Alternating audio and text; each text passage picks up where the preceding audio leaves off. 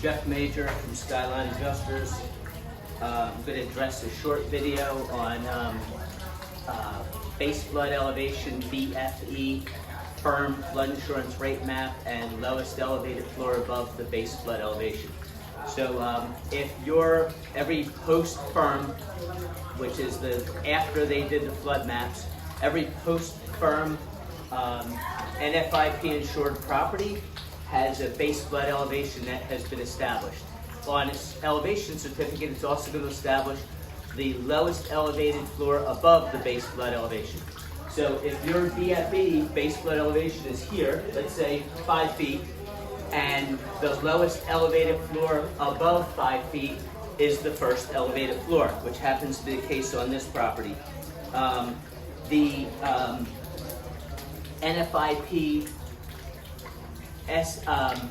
RC BAP policy has restrictions, or most post-firm properties, general properties, have restrictions for items below the lowest elevated floor above the base flood elevation. It's a little confusing. Just imagine, here's your base flood elevation, go to the next floor up. Everything below that actually has restrictions.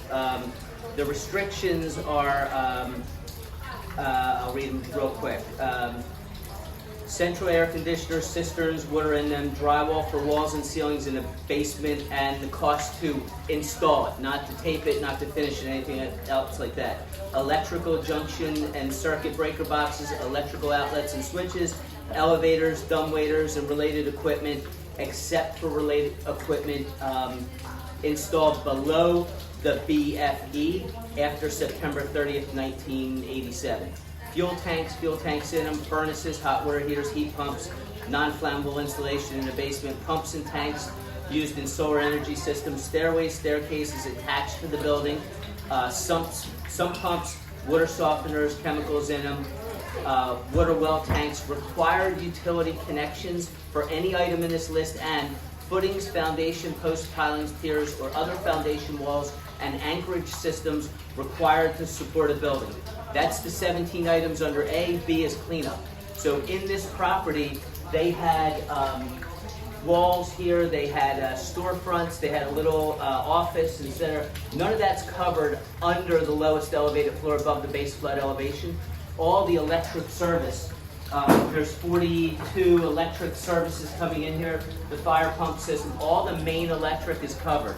It's important to understand that the nuance of number 17 under A, footings, foundations, post pilings, piers, or other foundation walls and anchorage systems required to support a building. So if you have a poured concrete pier, that's something that's covered. It's required to support the building. If you have an infill block wall that is not load-bearing and not required to support the building, it's not covered. So when you're estimating, or you're insured who has a post-firm elevated building, and you define your base flood elevation, go to the next floor above. In this case, the waves created flood damage, water damage from flood on the floor above us. All that's covered without restrictions, without the 17s. But everything below that. If it turns out on this property that the base flood elevation is an inch higher than the first floor above, then it goes to the floor above that, and everything below that is restricted. So it's important to understand your base flood elevation and your restricted items below that. Thank you.